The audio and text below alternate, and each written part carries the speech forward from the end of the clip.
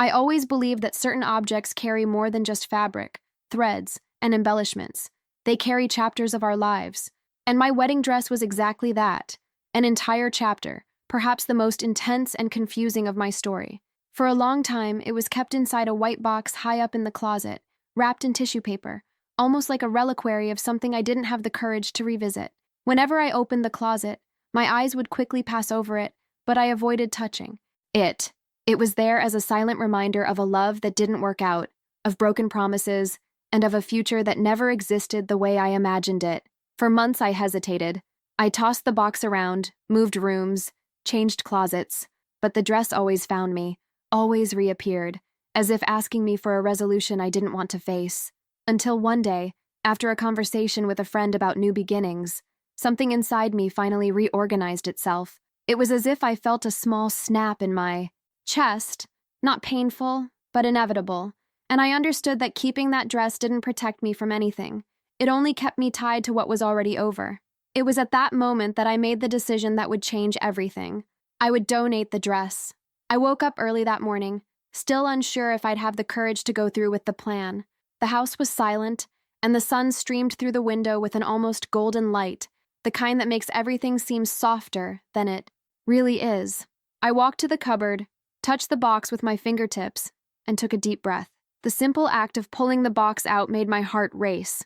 It was as if I were taking something out of myself that had been kept inside for too long.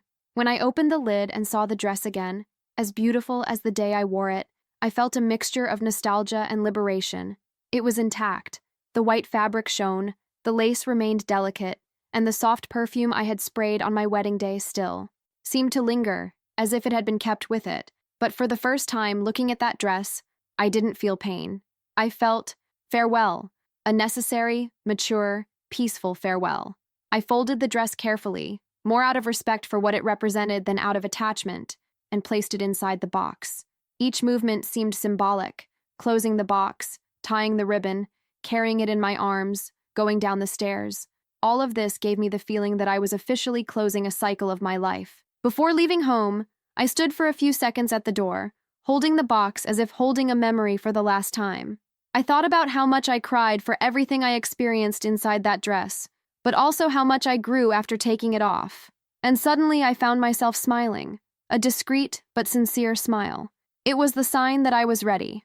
The walk to the charity was silent, almost meditative. I remember the busy street, the people passing by, the cars honking, but at the same time, it felt like I was walking apart from all of that, as if I were inside a bubble where only I, the box, and the emotional weight it carried existed. When I finally arrived at the charity building, a simple place with white walls and a glass door, my heart leaped. This would be the final goodbye. I went in and was greeted by a lady with a warm smile. She asked if I needed help, and when I explained that I was there to donate my wedding dress, her eyes lit up unexpectedly, as if she understood the depth of that gesture. She led me to the counter, asked me to fill out a form, and watched gently as I opened the box one last time. It was at that moment, when the dress gleamed in the light, that I felt true liberation. The lady placed her hand on mine and said, "It will make someone else very happy." And I believed it. For the first time, I truly believed it. I left the institution feeling light, breathing as if my lungs were freer. It was as if an inner door had been gently closed. In my mind, the story was over, resolved, at peace. I never imagined that something so simple, so seemingly common as the donation of a dress, could bring complications, mysteries, or revelations. For me, at that moment, everything was perfectly under control.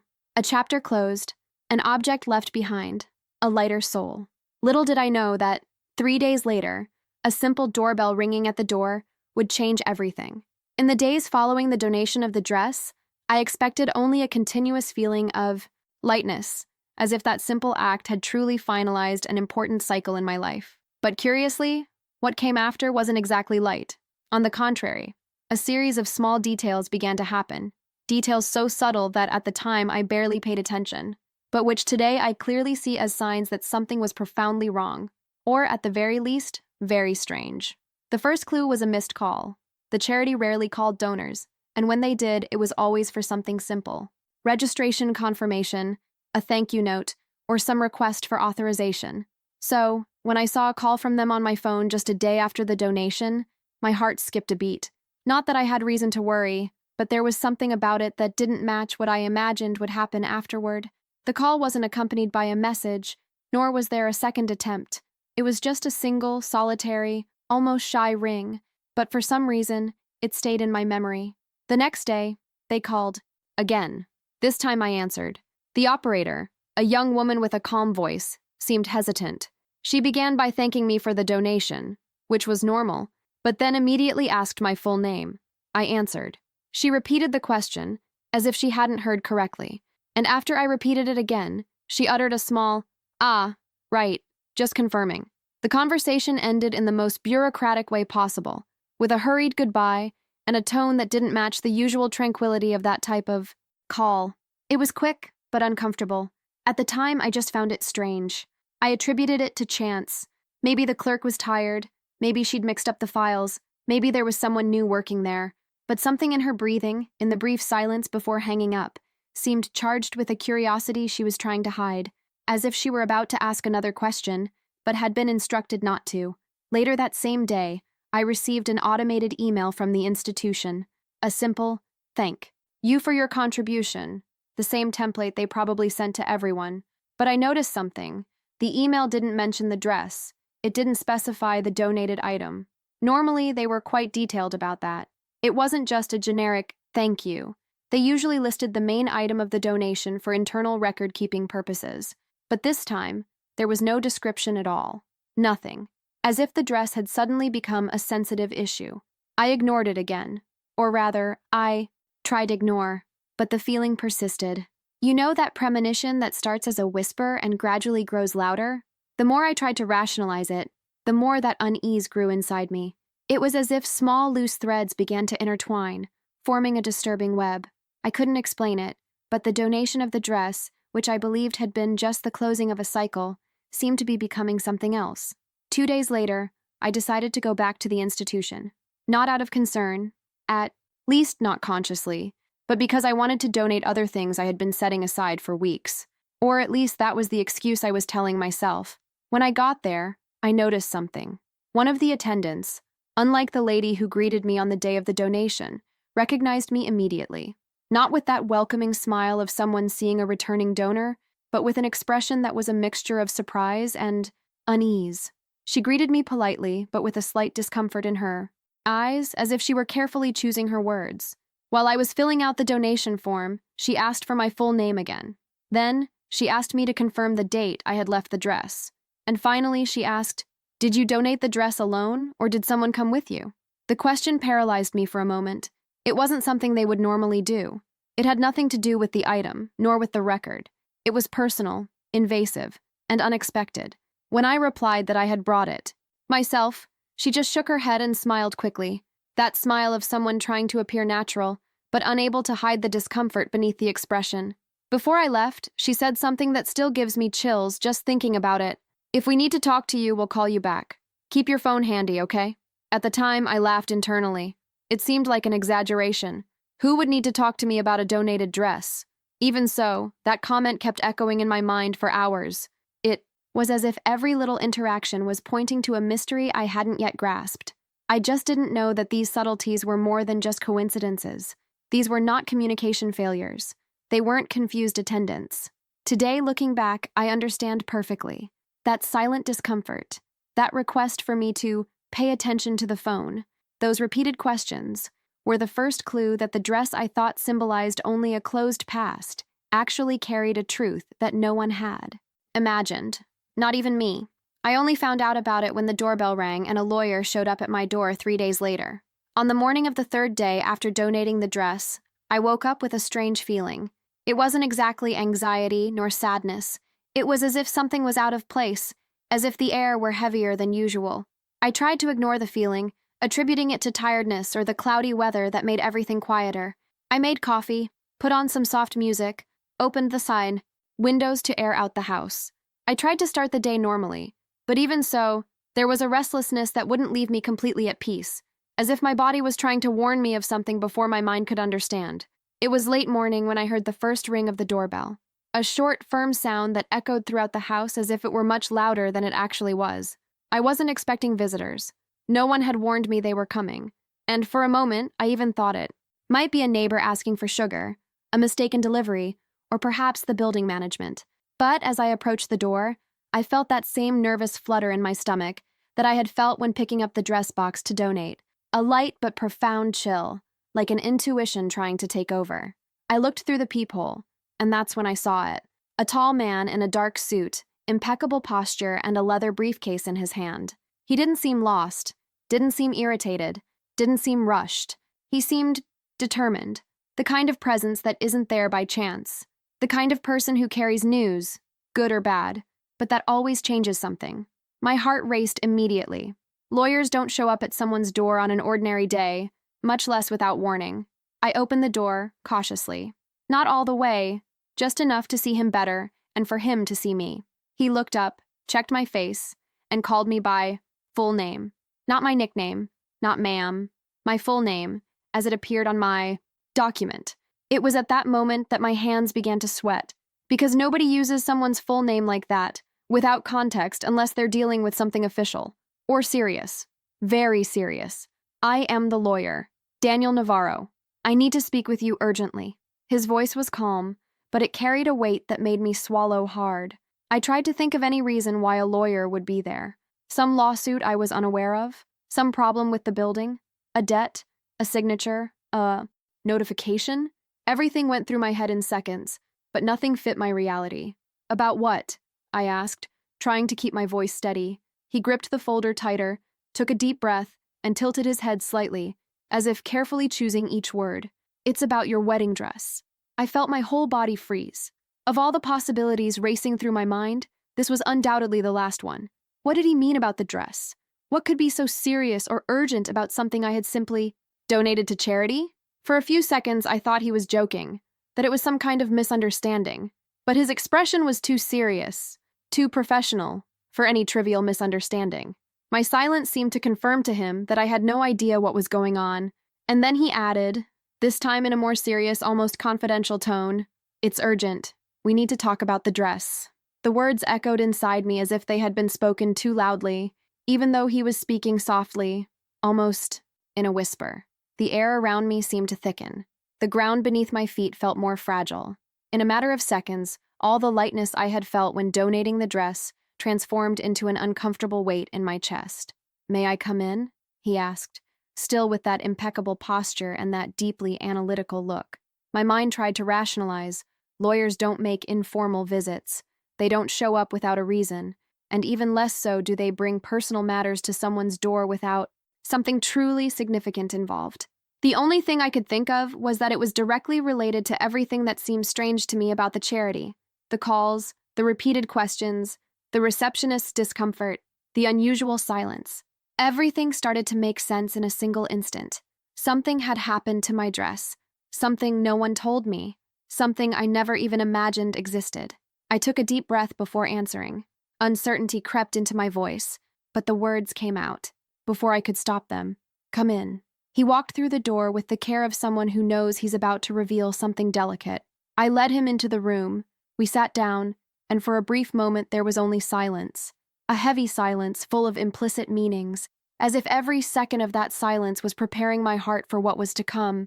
I didn't know at that moment that that would be the beginning of a revelation capable of dismantling the entire story I thought I knew about my marriage, my ex-husband, and even myself. But there, in that moment, facing a lawyer I had never seen before, I sensed, even without wanting to admit it, that nothing would ever be the same again. When the lawyer sat down in front of me, with that leather briefcase perfectly aligned on his lap, I felt as if the entire room had shrunk. The air seemed denser, almost heavy, as if each breath required a conscious effort. I tried to maintain my posture, tried to appear calm, but inside my world was spinning faster than I could keep up with.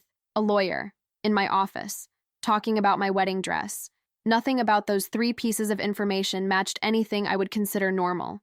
I searched for answers within my own mind, but all I found were questions, many questions, and they all led me to uncomfortable places. First came the obvious possibility, a legal problem. Something related to the donation? Had the institution been audited? Had the dress been damaged, lost, or involved in some kind of administrative mix-up? But why on earth would a lawyer show up at my door because of this? It didn't make sense. The second, darker possibility tried to insinuate itself into my mind like an unwanted whisper. Had someone used the dress for something illegal? Had it been sold irregularly? Or worse, was someone claiming the dress as their own? A resentful ex-husband, perhaps? A distant relative? I no longer knew where logic began and paranoia ended. As these ideas invaded my mind, fear began to settle in discreetly but firmly. It wasn't a fear of physical danger. It was an emotional, psychological fear. Fear of discovering something I'd rather remain unaware of. Fear of reopening wounds I thought had already healed.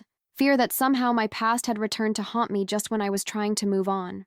The confusion grew like an uncontrolled spiral. I looked at that lawyer and tried to decipher any clue. His tone, his gaze, his posture. But he seemed deliberately neutral. Professional. Impossible to read. This made everything even more terrifying because it left me completely in the dark. I wanted to ask everything at once, and at the same time, I didn't want to ask anything. I was afraid of the answer. I was afraid of the question. But it was when shame surfaced that everything became even more complicated. Shame at the thought that something related to my marriage, a marriage that didn't work out, a marriage that left scars, a marriage full of silences, secrets, and misunderstandings, was now affecting someone else. Shame at the idea that something of mine was causing distress. Shame even at the possibility that the dress, that symbol of a love I preferred to forget, still carried some remnant of a story I was trying so hard to overcome. And that's when the phrase surfaced in the back of my mind, as clear as it was painful. My marriage was already difficult, and now this? I mentally repeated it several times. Each repetition brought back a different memory, a muffled argument, an uncomfortable silence during dinner, a lost look in my ex-husband's eyes on our wedding day, as if he were keeping something he never told me. It was astonishing and devastating how the mere mention of my dress by a lawyer could cause an entire unresolved past to begin simmering beneath the surface. He, perceiving my inner state, tried to adopt a gentler tone. I understand that this may seem strange, and it is, but I assure you, you are not under investigation, you have not committed any crime, and you have done nothing wrong. But in a way, that didn't help. The fact that he needed to make it clear that I wasn't in trouble already meant there was something much more than just a simple conversation going on. Besides, the heart doesn't understand logic in those moments. While he was talking, all I could feel was a chill running down my spine, as if someone had opened a door to the past and the icy wind of memories was entering without asking permission. I clenched my hands in my lap, trying to stop them from trembling. Why would a lawyer be interested in a wedding dress that I donated? I asked, finally letting out the question that had been burning in my mind since the moment he appeared at the door.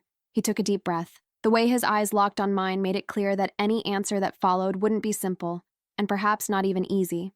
Because this dress, he began, wasn't just a dress. My stomach churned. My thoughts became jumbled. My heart seemed to stop for a second. He hadn't given me details yet. That would come later. But that sentence, spoken in the grave and precise tone of someone who knows far more than he lets on, struck right at the heart of my fear. Everything I had tried to bury, everything I had tried to forget, now seemed to emerge, wanting to be seen, wanting to be explained. And while I was trying to process the little he had said, one thing became absolutely clear to me. The story I thought I knew about my marriage wasn't the whole story, and the dress that I thought symbolized an end was about to become the beginning of something much bigger, much darker, and much more real than I imagined.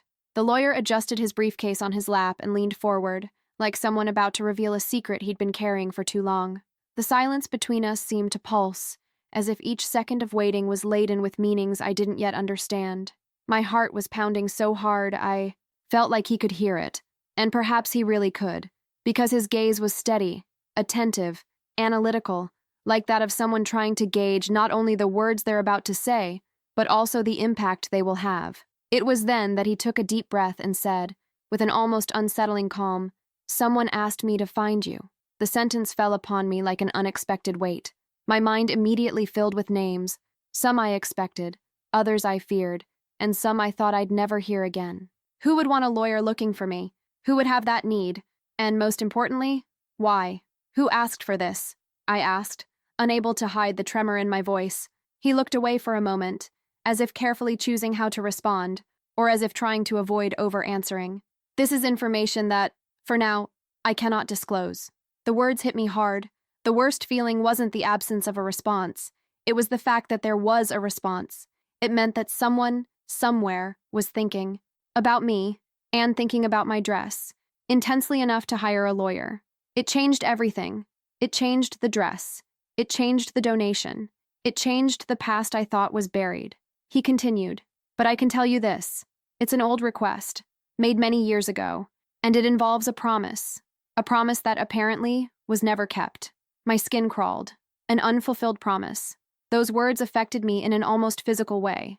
I didn't know why, but they sounded too intimate, too painful, as if somehow they were connected to something I had lived through, or that I should have lived through. A promise? I repeated, more to myself than to him. The lawyer nodded firmly. Yes, something that should have been delivered to you a long time ago. Something that, for reasons still unknown, was hidden. And from all indications, it was hidden inside the dress. My hands went cold. It felt like someone had slowly pulled the ground out from under me. The dress I had donated as a gesture of liberation, of closure, now seemed burdened with a completely different weight. A weight that wasn't symbolic nor emotional. A real weight, concrete, deliberate. I tried to find some memory, some detail, any clue that would indicate that the dress wasn't just a dress. The day of the race, the final fitting, the moment I got dressed before the ceremony, everything seemed normal. Nothing there suggested any secret. My ex-husband also never showed any strangeness, never made any comments that could be interpreted as clues. The dress had been just the dress, or at least that's what I believed. The lawyer seemed to notice my confusion. I know it's difficult to understand now, she said softly, but I need you to understand that we're not talking about sentimentality. We're not talking about sentimental memories. What was in your dress had, and still has, value. Value. That word echoed within me like a bell. Value. Not in an emotional sense, but in a practical sense. Legal. Perhaps financial. Or worse, in the sense of revelations. Value in what sense? I asked, trying to sound more assertive than I actually was. He hesitated before answering, and that hesitation, more than any words, increased my fear even more. I can't go into details until I recover the item in question, but I can tell you with absolute certainty, what was in your dress wasn't a keepsake. It wasn't a photo. It wasn't a note. It wasn't something simple. So, what was it anyway? I insisted. He took a deep breath, and his answer came with a calculated weight. I can't say exactly, but I can guarantee that it's not something emotional. It's a document. A document. The revelation hit me like a hammer blow. A document inside my dress. A document that should have been given to me. A document hidden for years, carried with me on the most symbolic day of my life, without my knowledge, and perhaps without other people knowing that I didn't know. The question that echoed inside me was inevitable. Why? Why would anyone put a document inside my wedding dress? Why hide something so important in such an intimate and, at the same time, vulnerable place? Who did this? And how could all of this have gone unnoticed for so long? The lawyer continued, as if trying to alleviate the avalanche his words had unleashed. I was instructed to meet her in case the document was never delivered, and apparently it wasn't. But why now?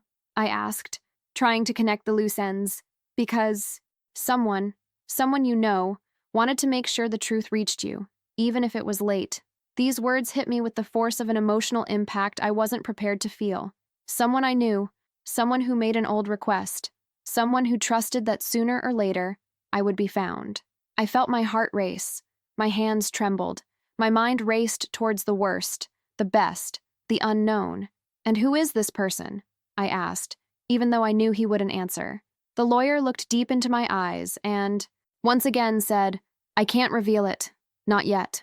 But then, he did something that made my whole world stop. But I can assure you that this person didn't want to hurt you. In fact, they wanted to protect you. Protection. Promise. Old request. Hidden document. Wedding dress.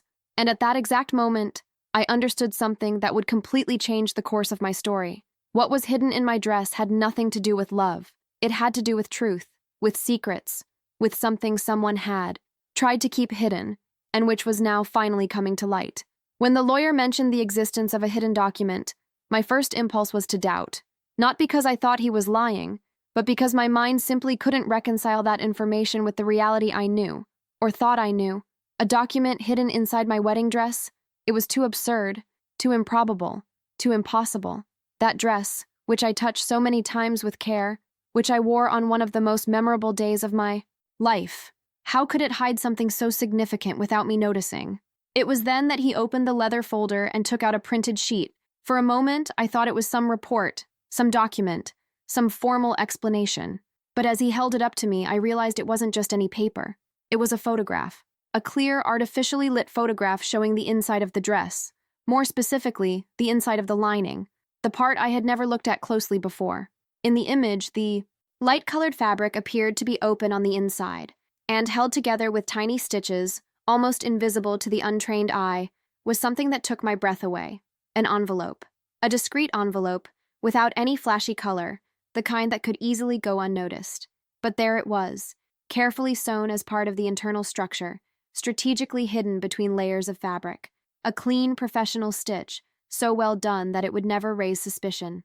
I stared at the photo as if I were witnessing an illusionist's trick. My eyes burned. My throat went dry. Something about that image shook all my certainties. It was as if the emotional ground I had been trying to rebuild since the separation had been ripped away again. This time, without warning, without anesthesia, without pity. The lawyer watched my reaction with the meticulous calm of someone who had seen this before. He didn't seem surprised. He didn't seem shocked. It was clear he had known that image for days, maybe weeks. "Did you know about this?" he asked with gentle firmness, almost as if he were conducting a delicate interview. "No," I replied. My voice came out low, almost inaudible. I didn't know anything about this. I never imagined there was anything inside the dress. I kept staring at the photo, trying to rationalize the impossible. I mentally went through each step of the process, buying the dress, the fittings at the atelier, the final adjustments, the wedding day, the night I returned. Home, everything seemed normal. There was nothing, absolutely nothing, to suggest the existence of an envelope sewn between the layers. I even remembered the moment my mother held the dress while I put on my shoes. Nothing there indicated any secret. How could this have gone unnoticed for years? And as those questions filled my mind, others began to emerge. Much more unsettling questions. Questions that had names, faces, and associated memories. Who put that envelope there? Was it someone from the studio team? Was it done before the purchase? Or after? And why on my dress? Why me? And then, as if my own subconscious had decided to hurt me, a memory surfaced forcefully. The distant gaze of my ex-husband on our wedding day. I remember perfectly him adjusting his jacket sleeve as I descended the stairs, his expression laden with a strange anxiety, as if he were trapped in a thought he didn't share with me. At the time, I interpreted it as nervousness from the day. Now I wasn't so sure anymore. Now that look seemed to hide much more than simple tension. "Has that envelope always been there?" I asked, searching the lawyer for some answer that could alleviate the chaos within me. "We're not absolutely certain when it was put there," he replied. "But we know it was there on the wedding day. That's already been confirmed." My heart raced. The confirmation felt like a sentence. The envelope was there as I walked down the aisle, while I was smiling for the cameras, while I naively believed that I was living one of the happiest days of my life. It was impossible not to wonder, what else that day wasn't what it seemed to be? I leaned back on the sofa, trying to take a deep breath, but each breath seemed too short, too shallow. The lawyer continued to watch me, allowing me to process everything in my own way. There was no rush. There were no interruptions, just that heavy silence, laden with secrets about to emerge. Was there any label? Any difference in the lining? Anything that could have made me notice? I asked, trying to regain some sense of logic. "No," he stated. "It was done with extreme care. It wasn't something that could be perceived without access to the technical interior of the piece. It was intentional, discreet, calculated. Calculated. That word hit me like a punch. The idea of someone hiding something inside my dress with such precision was disturbing, not just because of the act itself, but because of the meaning behind it. It was a premeditated action, done by someone who knew exactly what they were doing, and by someone who had a strong enough reason to trust that the envelope would remain hidden until the right moment. And that moment, apparently, was now. "Why didn't anyone tell me this before?" I asked, feeling a lump tighten in my throat. The lawyer closed the folder delicately and replied with an unsettling honesty, because nobody knew what was inside the envelope, and whoever put it there didn't want it to be discovered before the right time. Before the time? I echoed. Yes, and by all indications, that time has come. I felt small, fragile, exposed, as if I were reliving my wedding day in a new light, a cold, revealing, merciless light. Everything I believed to have been just a ceremony, full of emotional symbolism, now seemed like the perfect stage for a secret hidden in plain sight. I never imagined that an envelope sewn between scraps of fabric would be able to rewrite my entire story. But at that moment, I understood clearly. My wedding day was never what I thought it would be. And the dress I donated to free myself from the past was, in fact, holding the key to revealing it completely. When the lawyer confirmed that the envelope had been sewn into the dress since the wedding day, something inside me silently crumbled. It was as if a door I had kept closed for years had suddenly been flung open, forcing me to revisit memories I had tried, repeatedly, to push to the back of my mind. And, as those memories returned, every detail, every gesture, every phrase that seemed insignificant at the time began to take on a new meaning, a meaning I had never considered before, because I simply didn't want to, or couldn't, see it.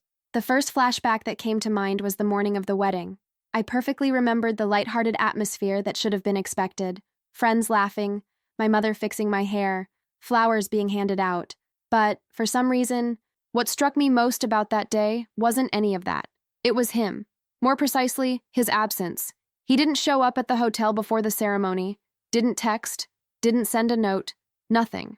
At the time, I thought it was tradition, superstition, or concern about not seeing me before the wedding. Today I can't help but wonder if it wasn't just nervousness, but guilt, or hesitation, or fear that something would come to light. Another memory that surfaced was his expression when he saw me, entering the hall. It wasn't the expression of a man moved, enchanted, astonished by the bride's beauty.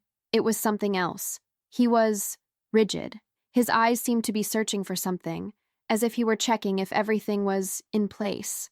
I thought it was just male nervousness, but now, mentally reviewing that scene, I realized there was something deeper there, something tense, something worried, something I couldn't interpret at the time because I was too busy trying to keep my smile.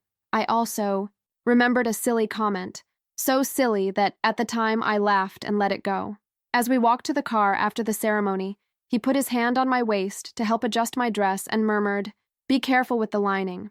It's delicate." I laughed and replied, "It's a wedding dress, of course it's delicate." But today I understand that he wasn't talking about the dress. He was talking about the envelope that I didn't know I was carrying sewn onto my body. I also remembered the moment when the seamstress insisted he be present at the final fitting of the dress. At the time, I thought it was strange, but I allowed it. He watched everything with unusual seriousness, too serious for someone who normally didn't care about clothing details. He observed the seamstress's every move as if he were inspecting something. I remember asking, laughing, "What's wrong? Are you going to become a designer now?" He smiled but didn't answer. Now that smile seems less shy and more guilty. And then, there was that night, exactly a week before the wedding, when he received a mysterious call and left the house saying only, "It'll be quick. I'll be right back." He returned 2 hours later, tired, silent, avoiding eye contact. When I asked what was wrong, he replied, "Something to do with work." But I never knew anything about that thing, and thinking about it now makes the entire past seem fragile, unstable, as if everything were held together by invisible threads I couldn't see. It's frightening to realize that we live with secrets without even knowing it. Scary and painful, because as I remembered every detail, every silence, every strange gesture of his, I realized that many of the answers were there all along, and I simply didn't have the tools, the maturity, or the reason to distrust him. I trusted him. I trusted him in an almost childlike way, believing that love and transparency were synonymous, that whoever slept beside me would never hide something so important from me. But what hurts the most is not remembering. What hurts the most is reinterpreting. Looking back reveals that what you thought was beautiful, innocent, or harmless was actually a shadow, a tension, a silent lie. I began to understand that marriage, for him, carried a weight I never knew about, that perhaps he went to the altar knowing that the envelope, hidden inside my dress, represented an unfulfilled promise, a promise that had nothing to do with love, and that changes everything. Everything. While I wrestled with my memories, the lawyer kept watching me, with that look that seemed to know more than he was saying. At some point, perhaps sensing the internal avalanche that was happening to me, he said, "It's common that, when a secret of this magnitude exists, certain things from the past begin to make sense." And I felt like laughing and crying at the same time, because that phrase, so simple, perfectly translated what was happening inside me. I remembered when he gave me the dress at the atelier, holding the box delicately, but with that distant expression. I remembered when my grandmother commented that he seemed too worried for a happy groom. I remembered when he insisted that I not change the design at the last minute, saying that that design was perfect. I even remembered the moment when he asked for a few minutes alone in the room before the ceremony, something I found strange, but interpreted as nervousness. Now, piecing everything together like pieces of a belated jigsaw puzzle, the picture was beginning to take shape, and it wasn't pretty. He knew something. He was carrying something. He hid something, and I had no idea. What devastated me most wasn't the envelope itself, but rather the feeling that my entire marriage had been built on a foundation that wasn't as solid as I thought. A foundation made of omissions, hesitations, silences, and secrets. I took a deep breath, trying to hold back the tears that threatened to fall. The lawyer slowly picked up the photo, as if he didn't want to hasten my suffering, and then said, "Sometimes the truth takes years to reveal itself, and when it does, everything changes, including what we thought we had already overcome." I closed my eyes. I knew he was right. I knew that from that point on, nothing would be the same, because what my ex-husband hid from me wasn't just sewn into the dress. It was woven into the entire history we lived together. The lawyer placed the leather briefcase back on his lap, as if preparing the ground for something delicate, something that demanded not only attention, but also emotional preparation. I already sensed that we were approaching the heart of the story, the point where the pieces of the puzzle would finally begin to fall into place. Still, there was something in the way he breathed before continuing that made my stomach churn. It was the kind of silence that precedes a transformative, or devastating, truth. He carefully opened the folder, taking out a second document. It wasn't the photograph from the envelope, but a printed sheet with some blurred sections, as if it were part of a report, or perhaps an expert analysis. I couldn't decipher it completely, but I recognized expressions like sensitive content, original material preserved, and restricted access. This only increased my anxiety. It was then that he said, with an almost ritualistic seriousness, "The contents of this document were meant for you, and you alone." My hands trembled. My heart raced in a way that felt like it physically hurt. I murmured, as if I had difficulty believing that the sentence was real. "Yes," he confirmed. "The document found inside the envelope, sewn into your dress, wasn't placed there by chance. It wasn't intended for someone in your ex-husband's family, nor for lawyers, nor for third parties. It was kept there specifically for you, so that, one day, even if late, it would reach your hands." I felt the weight of those words, slowly, descending upon me. Something that should have been mine. Something that someone took from me. Something that someone hid. But what exactly was inside the envelope? I asked, my voice weak, almost pleading. He looked up, held his breath, and then replied with precise caution, "I can't fully reveal the content yet. There's information that needs to be confirmed first, but I can tell you that it's a document capable of changing lives. Documents capable of changing lives are not common. They are neither poetic nor symbolic. They are real, shocking, irreversible." I tried to guess, and, as if reading my thoughts, the lawyer added, "We're not talking about a love letter, nor a sentimental photo. What was there is something concrete, something that touches on rights, decisions, and perhaps even responsibilities." He observed me for a few seconds and then added, "It can be understood as a contract, or as an inheritance, or even as a formal recorded confession." These three options pierced me like knives. One contract? What? Something signed before the wedding? Something that involved me without my knowledge? An agreement he didn't fulfill? A legally formalized promise? One heritage? Who would have left something for me? And why hide that inside a dress? Did this involve my ex-husband? Or someone from his family? Or someone from mine? One confession? That was even more disturbing. Confessions are only written when the weight of guilt is too great to bear in silence. But whose fault is it? From who? Against whom? I had no answers, and the lawyer wasn't willing to give me any, yet. All of this is too much. I tried to begin, but my voice failed me. That's a lot to process. He nodded, understanding. I know, and that's why I'm trying to guide you carefully. Someone put that document there knowing you'd only find it at the right time. And, strange as it may seem, that time is now. I immediately remembered all the awkward situations that led up to the wedding. Sudden departures, the muffled conversations, the tense expressions, his gaze at the altar, the comment about the dress lining. The seamstress is calling him in for a fitting he should never have attended. Everything took on a new significance. Does this document involve my ex-husband? I asked, finally giving voice to the fear that burned inside me. The lawyer hesitated. He looked out the window for a moment.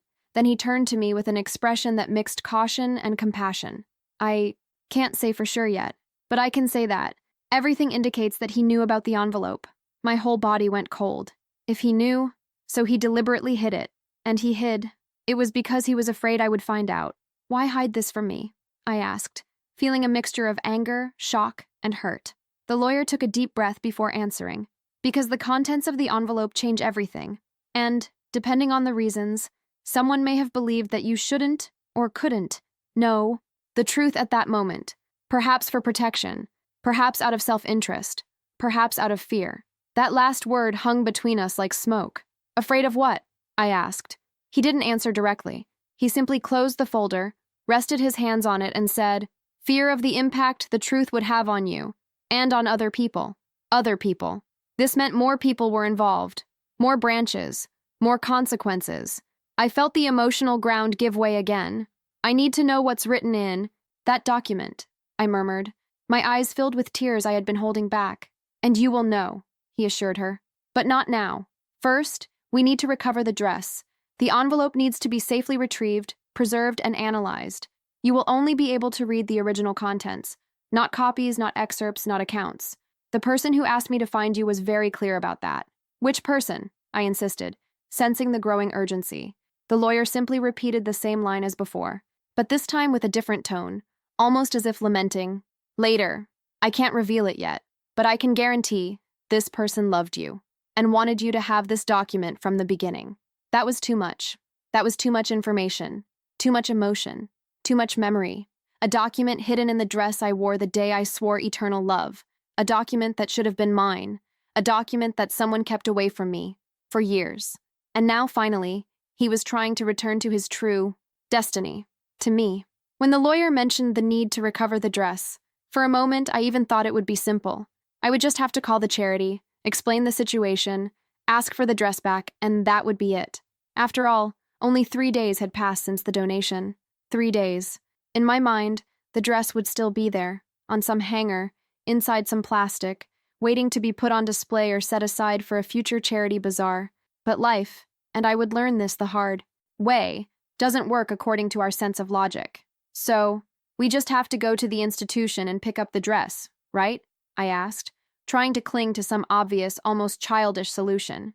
The lawyer hesitated, and that silence of a few seconds was enough for the ground to, once again, begin to open up beneath my feet. He pulled his cell phone from his pocket, glanced quickly at the screen, as if checking something he already knew, and then calmly replied, I've already contacted the PAE institution, and I tried to finish, my heart racing.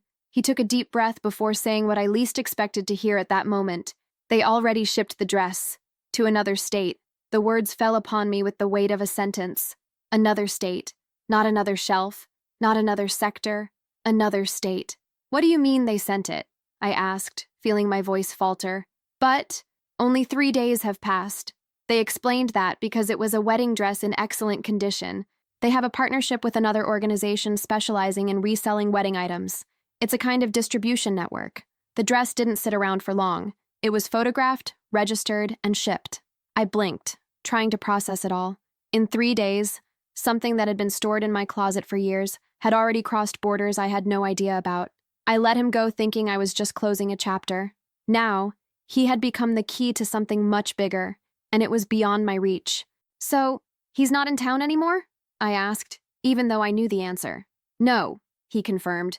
It was forwarded to a branch in another state, and from what I've been told, there's a good chance it's already been put up for sale. maybe even sold. I felt a deep chill run through my body. It was as if I had let slip, with my own hands, the only opportunity to access what should have been mine from the beginning. The idea that the envelope was still there, sewn into the lining, perhaps now hanging, on hangers in an unfamiliar store, being handled by strangers, left me almost breathless. "Do you understand what this means?" the lawyer asked in a firmer tone. "It means that the document could fall into anyone's hands," I replied, feeling panic rising. "It means someone could find it, open it, and read something that was supposed to be mine." He nodded slowly. "Yes, and it also means we need to act fast." There, the tension ceased to be merely emotional and became almost physical. I felt the urgency pulsing, as if an invisible clock had begun to count down. It was no longer just a matter of dealing with memories, secrets, the past. It was a race against time, a silent struggle between fate and my ability to react.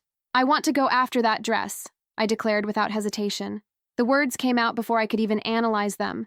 It wasn't rational, it wasn't convenient, but it was necessary. The lawyer looked at me for a few seconds, as if assessing my level of determination.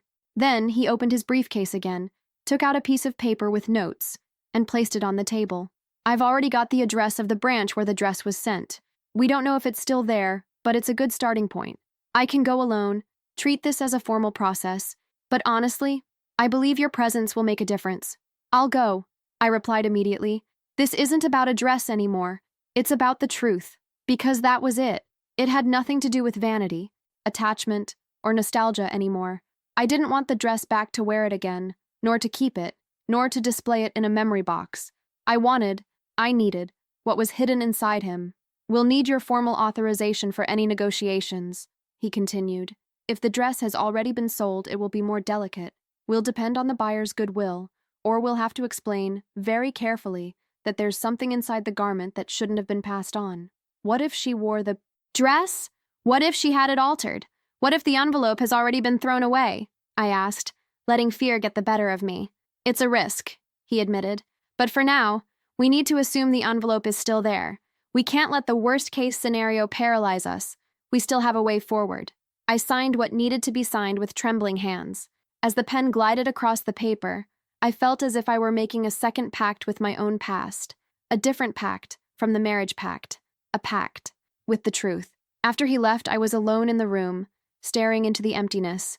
The house seemed different, smaller, quieter. It was as if the walls were listening to every thought, every memory that insisted on returning. I sat on the sofa and for a few minutes considered retreating. Do I really want to know? That question hit me hard, because sometimes ignorance seems like a more comfortable place. Scary, but comfortable. Knowing the truth meant, perhaps, looking at my past with different eyes, accepting that my marriage wasn't what I thought it was, that people I trusted made decisions behind my back, that someone who said they loved me hid something so big from me that they needed to sew an envelope into the dress I would wear at the altar. But at the same time, another voice rose up within me, firmer, clearer, more mature. "You've lived in the dark for too long. It's time to turn on the light." We couldn't pretend that nothing was happening anymore. I couldn't ignore the strange calls, the mysterious photographs, the lawyers knocking on my door. I could choose not to know, but from the moment the truth started knocking on my door, I knew that if I turned my back now, it would haunt me for the rest of my life. And I no longer wanted to be a prisoner of a past that I didn't even fully understand. That's why, when the lawyer called me the next day to confirm the trip, I didn't hesitate. "I will go," I repeated firmly. Not because of the dress, but because of what it carries. And while I was sorting through documents, packing a small bag, and glancing quickly in the mirror before leaving, I had one last clear feeling. I wasn't going after a piece of fabric. I was going after myself. Of the truth that was denied to me. Of the life that could have been mine, if that envelope had been delivered on the right day. From that point on, the race against time had officially begun. The drive to the city where the dress had been sent seemed endless. Each kilometer made my chest tighten, as if the road were leading me toward a destination I wasn't entirely prepared to face, but from which I also couldn't escape. The lawyer drove in silence, gazing at the road with the same seriousness he'd maintained since the moment he knocked on my door. Every now and then, he let out a discreet sigh, as if he too carried the weight of the revelation that was about to come. When we finally arrived at the store, a simple branch specializing in wedding dresses and formal wear donated by charities. I felt my hands begin to sweat. It was as if every cell in my body was on high alert. The glass door opened with a soft touch, and we were greeted by the sound of sliding hangers, low voices, and the sweet scent of freshly laundered fabric. The attendant, a middle-aged woman with kind eyes, recognized the lawyer immediately. "You came because of the dress, didn't you?" she asked, with a slight tone of concern. "Yes," he replied. She took a deep breath before continuing. "I have news, good and bad at the same time. The dress was sold yesterday." My heart sank. For a moment, I felt as if the ground was spinning. But before despair could take over, the attendant added, "But the buyer is someone approachable. I called her earlier when you called me. She agreed to talk to you. She only asked that you go to her house." I almost collapsed with relief. There was hope. There was still time. The buyer's house was in a quiet residential neighborhood with well-kept gardens and silent streets. When we parked, I felt my heart pounding so hard it felt like it was going to burst out of my ribs. The lawyer gave me an encouraging look, and together we walked to the door. She opened it before we even knocked. She was a young woman, perhaps just over 30, with a gentle face and eyes full of curiosity. There was something very human in her expression, something that made me immediately relax a little. "You're the ones who came for the dress, right?" she asked. "Yes," I replied. "I'm the person who donated the dress." She nodded slowly, as if that already explained a lot. Then he turned around and said, "I found something inside the dress, something that, honestly, wasn't mine. And judging by the state it was in, I realized it was important." My heart almost stopped. She walked over to a nearby table, opened a drawer, and took out an envelope. Oh, envelope. The same envelope as in the photograph. The same envelope that was sewn into my dress on my wedding day. She held the envelope with both hands, as if she were offering something sacred. "I didn't open it," she assured me, looking directly at me. "It was obvious it wasn't for me. So, I thought I'd do the right thing by returning it." I could barely breathe. My hands were trembling. The lawyer stood beside me in silence, observing the moment with the gravity of someone who understands that this was the climax of everything. When she placed the envelope in my hands, I felt its weight, physical and emotional. It wasn't light, it wasn't fragile, it was dense, as if it carried years of compressed truths. "Thank you," I managed to say, my voice breaking. She smiled, understanding more than I could explain, and withdrew to give us privacy. Holding the envelope, I sat down on her living room sofa. The lawyer stood beside me, like a guardian of the truth. For a few seconds, I just stared at the envelope, trying to gather the courage to open something that had been hidden for so long. So finally, I broke the seal. The paper inside was folded into 3 parts. It was old, slightly yellowed, with clear marks indicating it had been handled before, but carefully protected. When I unfolded the document, the first thing I saw was a title in formal lettering: Life Insurance. Beneficiary. Your full name. My heart raced. My stomach churned. My hands got cold. And then came the final blow. The signature on the document left no doubt. It belonged to my ex-husband, dated exactly 1 month before the wedding. But there was more. Below the signature, in cursive handwriting, and clearly written by him, was a short but devastating phrase: "If anything happens to me, she needs to be protected. She can never find out from my family." I felt the world stop. I felt as if I were looking into a piece of his soul that I had never known. I felt love, pain, guilt, protection, all mixed together in a truth that pierced me like a blade. The insured amount was high, very high.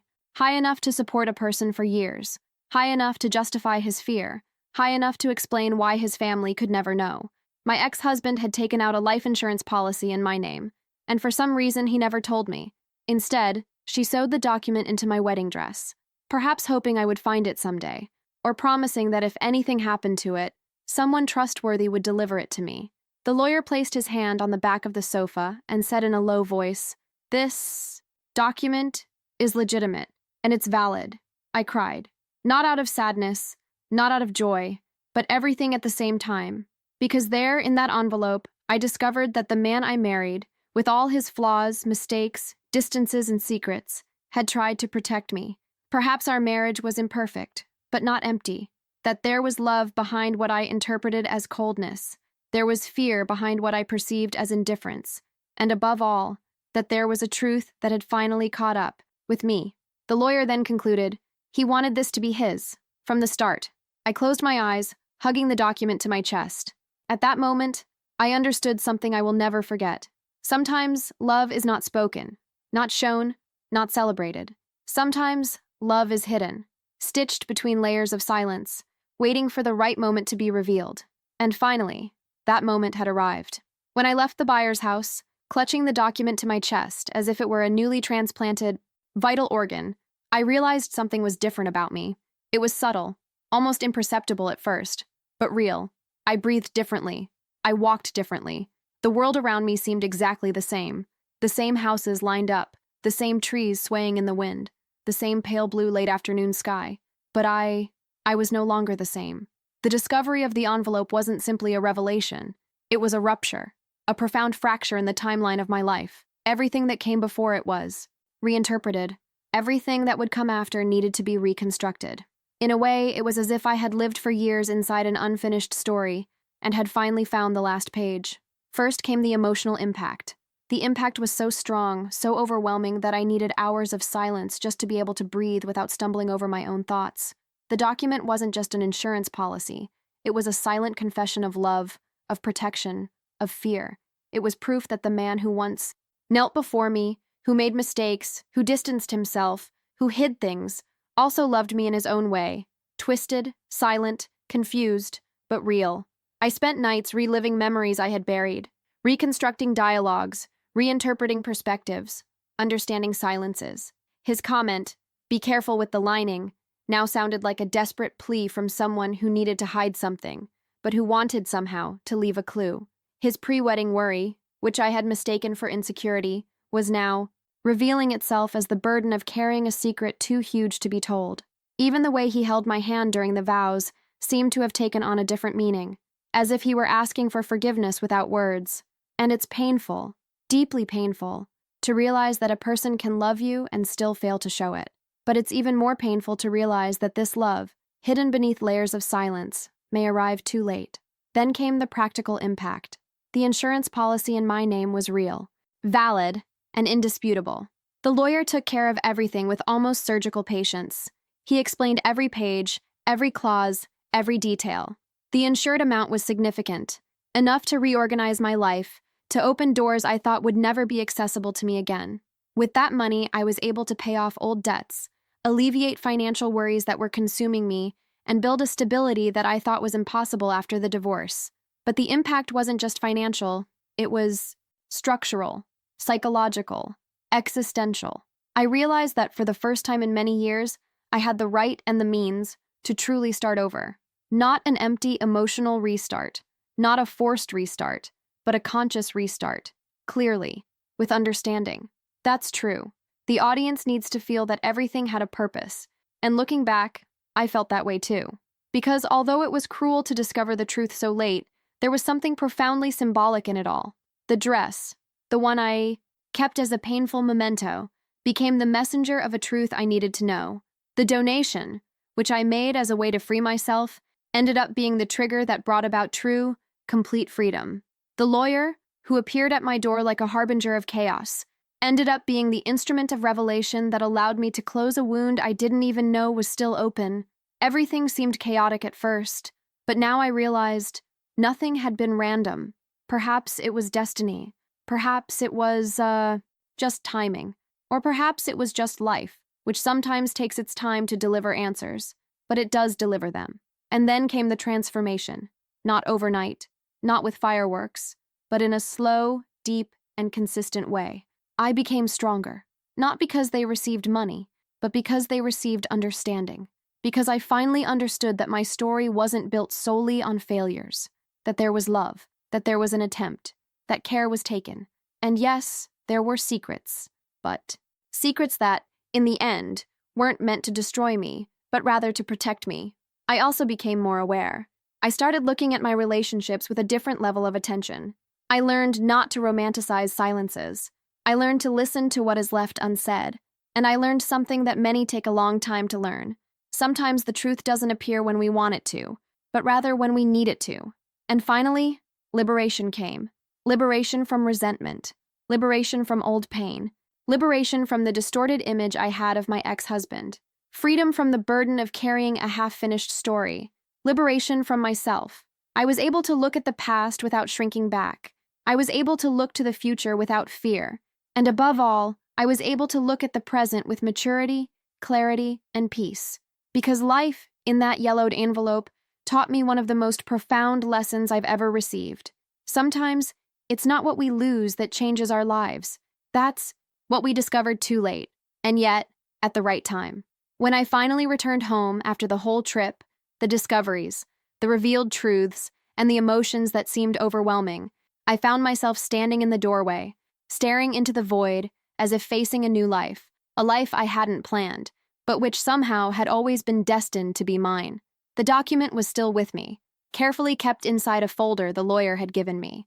It was strange to think that a simple envelope sewn inside a dress had the power to redefine everything I believed about my past, my marriage, my ex-husband, and even myself.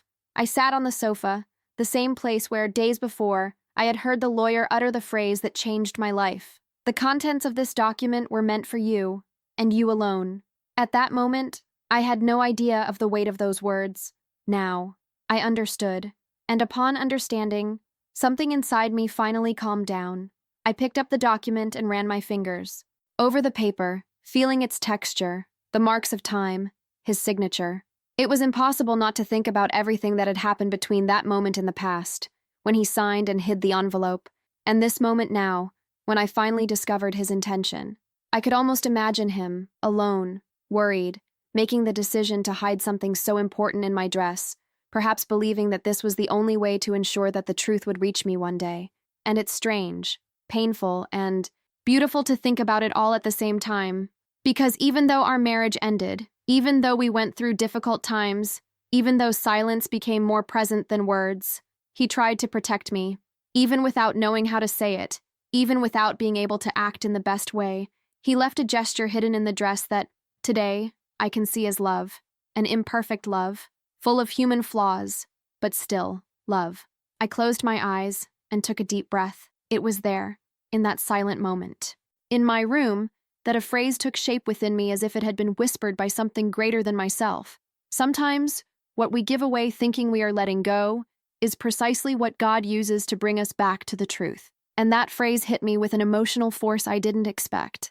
Because by donating the dress, I felt I was simply freeing myself from the past. I thought I was closing a chapter, cleaning out a drawer, moving on. But in truth, God used that very act, that gesture of detachment, to open a door that I didn't even know I still needed to go through. I needed to let go in order to receive it back. I needed to let go in order to see. I needed to lose in order to find out. This realization brought a different kind of peace, more mature, more solid. For the first time in years, I felt whole. And it's amazing how life works this way. Sometimes we don't understand the way. Sometimes we don't understand the losses, the silences, the delays, the detours. But somewhere, between the chaos and the calm, the truth finds a way to reach us, even if it needs to be sewn into the lining of a dress and travel miles to get back into our hands. In the following months, a lot changed. I reorganized my finances. I rediscovered a strength I thought I no longer had. I created new plans, new directions, new dreams. But more than anything, I learned to interpret life with different eyes that see meaning even in the most improbable events.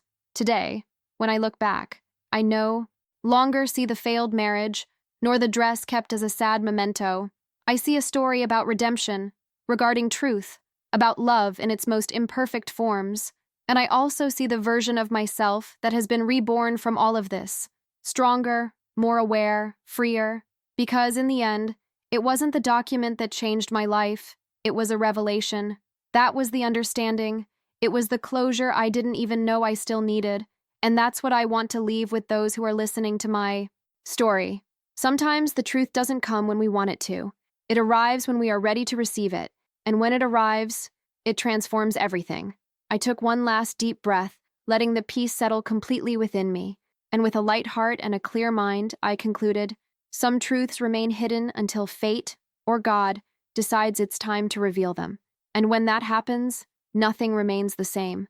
If this story has captivated you this far, leave a like and subscribe to the channel. It helps me bring you more intense stories like this one. And tell me in the comments, what would you do if a lawyer showed up at your door because of something you donated?